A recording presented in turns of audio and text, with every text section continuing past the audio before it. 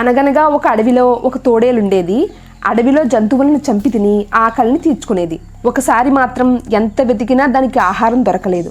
అలాంటప్పుడు అది రాత్రిపూట అందరూ నిద్రపోయే సమయంలో అడవికి దగ్గరలో ఉన్న గ్రామానికి వెళ్ళి మేకల్ని చంపి అడవికి తెచ్చుకుని తింటూ ఉండేది. తోడేలు చేసే పనులను ఆ అడవిలో ఉండే ఒక కోతి చాలా కుతూహలంగా గమనించేది. ఆ విషయం తెలుసుకున్న తోడేలు తాను చేస్తున్న పనుల గురించి కోతికి గొప్పలుగా చెప్పేది. యజమానులకు తెలియకుండా మేకలను ఎలా చంపుతుందో కోతికి వివరించి చెప్పేది. ఆ మాటలు విన్న కోతికి తోడేలు ఊళ్ళో వాళ్ల కళ్ళు కప్పి మేకల్ని ఏ విధంగా పట్టుకుంటుందో చూడాలనిపించింది. ఒక రోజు కోతి, నువ్వు ఆ గ్రామానికి వెళ్లేటప్పుడు నన్ను కూడా తీసుకుని వెళ్తావా, నీ పనితనం చూడాలని ఉంది అని తోడేలుని అడుగుతుంది. దానికి తోడేలు, ఈ రాత్రికే నిన్ను తీసుకుని వెళ్తాను, సిద్ధంగా ఉండు అని చెప్తుంది.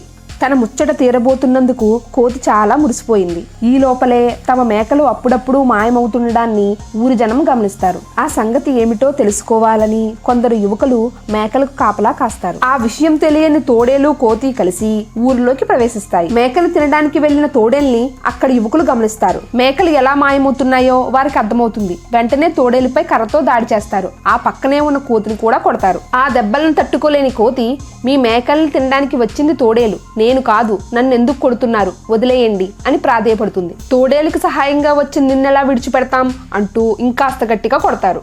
ఆ యువకులు తోడేలు వైపు తిరగగానే కోతి నెమ్మదిగా అక్కడి నుంచి తప్పించుకుని బతుకు జీవుడా అంటూ అడవికి చేరుతుంది. దొంగతనం చెయ్యడమే కాదు, దొంగ పనులు చేసేవారి పక్కన ఉండడం కూడా తప్పే, ఇంకెప్పుడు ఇలాంటి బుద్ధి తక్కువ పనులు చేయనంటూ లెంపలేసుకుంటుంది కోతి. ఈ కథలో మనకు తెలిసిన నీతి ఏమిటంటే, దొంగ పనులు చేయడమే కాదు, దొంగ పనులు చేస్తున్న వారి పక్కన ఉండడం కూడా తప్పే అని అర్థం. ఇలాంటి మరికొన్ని ఇంట్రెస్టింగ్ వీడియోస్ కోసం ప్లీజ్ సబ్స్క్రైబ్ మై ఛానల్.